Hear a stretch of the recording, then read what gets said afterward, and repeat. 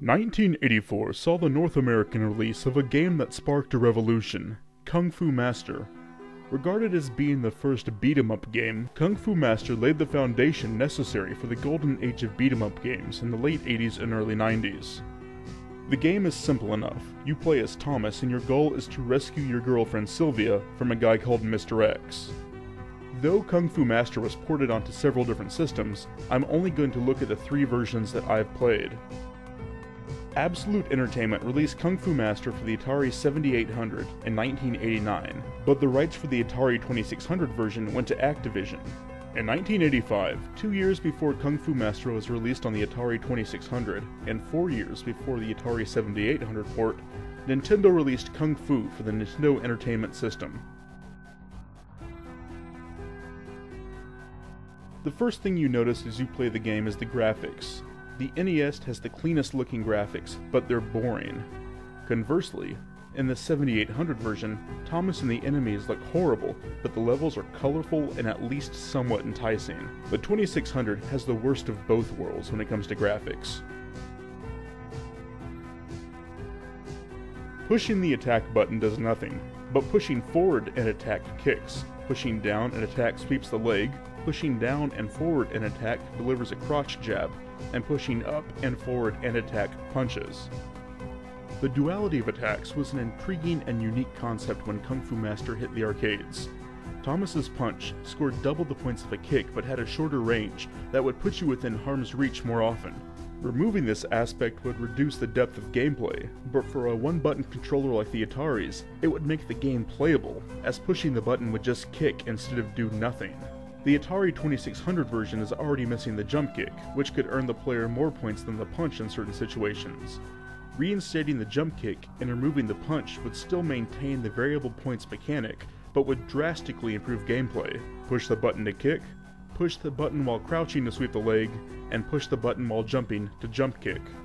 In truth, the game should never have been ported onto the 2600, considering that nearly all of the problems stem from, or could be redeemed by, the control scheme, and the Atari 7800 had already been out for a year by the time this game was released. As it happens, even though the 7800 controller has 2 buttons, the controls are the same as on the 2600. Both punch and kick attacks are controlled by one button, while the other button does nothing. The NES version has the best controls, and not just because both buttons are used. The controls are more fluid in the NES version, allowing the player to string together a variety of different attacks. To put it simply, the NES is the clear winner.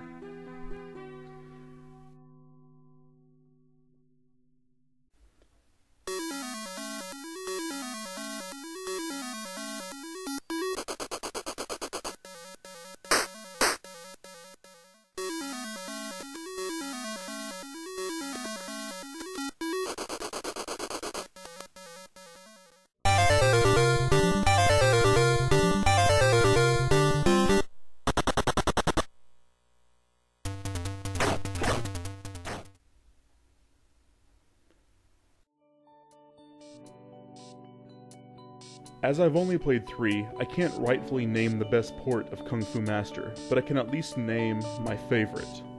Though the graphics are actually a step down from the Atari 7800, the improved audio, playable controls, and intangible fun factor went out, making the Nintendo Entertainment System's port my favorite. Each time, it's the same. Thomas will rescue Sylvia, Mr. X will kidnap her again, and the whole Mishigas will start over from the beginning.